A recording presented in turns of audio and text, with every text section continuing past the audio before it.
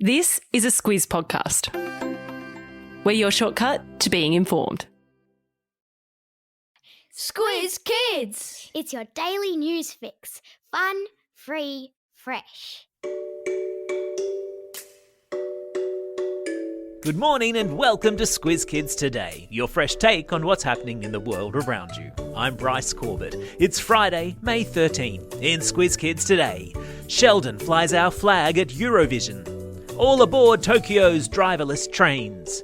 Footy's magic round washout, and Australia's hopes for tram driving championships. That's what's making news, kids style.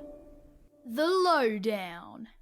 The eyes of Australia, and more than 200 million people worldwide, will be on Aussie singer Sheldon Riley this morning when he takes to the stage in the semi-final of the Eurovision Song Contest.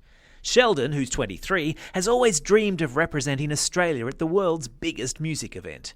For those of you unfamiliar with Eurovision, 40 countries, mostly from Europe, send a band or an artist to perform an original song for the competition.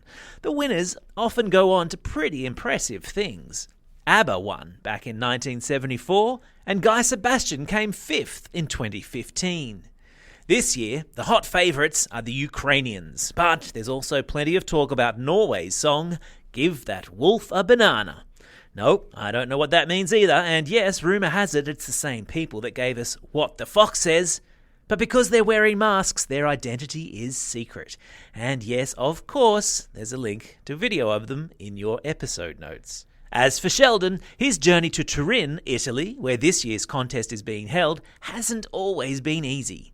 He's autistic and says he was told when he was a kid that he wouldn't be able to function as a, quote, normal human being, nor would he be able to get work or have friends. But he didn't give up, and he's worked hard to achieve his dream. Sheldon's extraordinary voice has taken him to the stages of X Factor, The Voice, the quarterfinals of America's Got Talent, and, of course, Australia Decides, which is where he was chosen to be Australia's entry in Eurovision. The semi-finals started at 5:30 this morning, just after this podcast made its way to you, but you can watch a rebroadcast on Saturday night on SBS and catch Sheldon, his song Not the Same, and his amazing costume, which weighs 40 kilos and contains 186,000 crystals. There's a link to his rehearsal video in your episode notes, so you can see the spectacle for yourselves. Sheldon says he's never been more happy. Go Sheldon!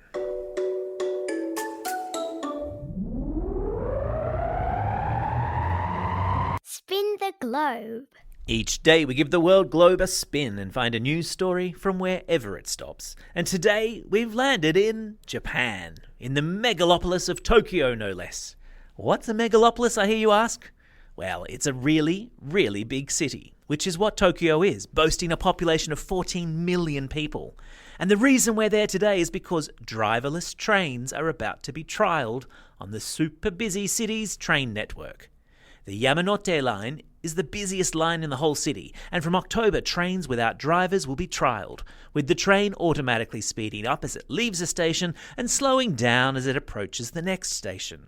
Clever computers will detect any obstacles that may appear on the railway line, and the trains will be programmed to adjust their speed depending on the weather.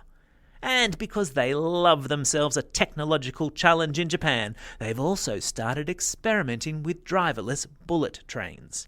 The Shinkansen are the high-speed bullet trains that crisscross the countryside in Japan, and they too may one day operate without a driver. Amazing. Sport time. It's officially called the Magic Round, the weekend when the NRL comes to Brisbane and 8 games are played over 3 days at Suncorp Stadium. There are 2 games tonight, 3 games tomorrow and 3 on Sunday, and while all of that sounds awesome, what's not so awesome is the weather forecast. With much of the state of Queensland facing a weekend of pelting rain and suburbs in western Brisbane yesterday staring down the barrel of rising floodwaters, again, the Magic Round is shaping up to be the underwater round. Hope the lads have packed their snorkels.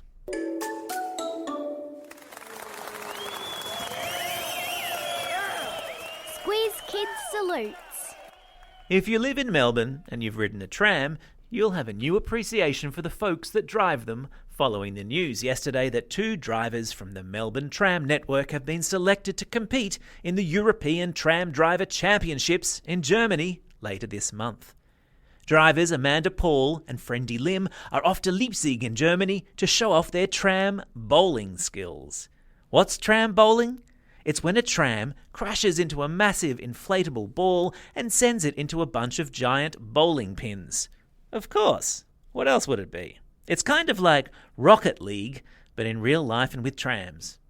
Australia's hopes for the Tram Bowling Championships have been practising away madly in a Melbourne tram depot, and yes, of course, I've stuck a link to video of it all in today's episode notes.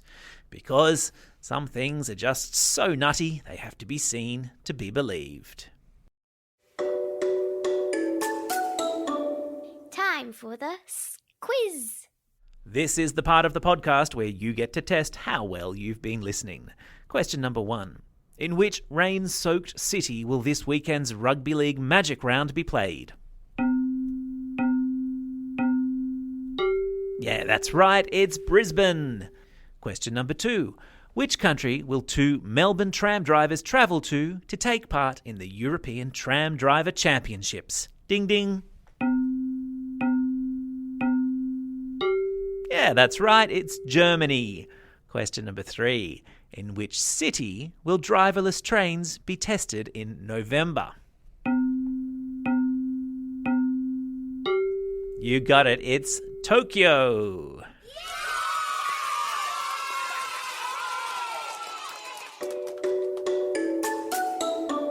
Shout outs. It's May 13. Look out today for the winner of the Queen's Platinum Jubilee commemorative pudding, which is totally a thing. And the winner also of the Archibald Prize, which will be announced this morning. That's Australia's most prestigious portrait painting prize. It's also a Friday, and you know what that means. Heaps of birthday shout-outs for today and over the weekend, and that means it's time to crack out the old birthday reggae tune. Hit it! And it's a happy birthday today to Hayley from Cannon Hill, Olivia from Ashmont, Robbie from Hornsby, Mila from Berry, Max from Carabar, Bailey from New South Wales, Grace from North Fitzroy, and Nika from Villa Maria Catholic Primary School. And a belated birthday wish goes to Hermes from Sydney. Not forgetting, of course, those Squiz Kids celebrating a birthday over the coming weekend. Mackenzie from Engadine, Lachlan from Albany Hills, Lucas from Cannon Hill, and Petra from Ivanhoe. And 2 very special requests for classroom shout-outs this Friday. Year 6 and Ms Veering at Berry Public School, and Class HB16 at Woongarra Public School, and a big happy birthday to their teacher, Mrs Black. Don't forget, if you've got a birthday coming up and you want a shout-out, or if you're after a classroom shout-out, drop us a line at squizkids@thesquiz.com.au. Well, that's all we have time for. Thanks for listening to Squiz Kids today. We'll be back again on Monday. In the meantime, get out there and have a most excellent day. Over and out.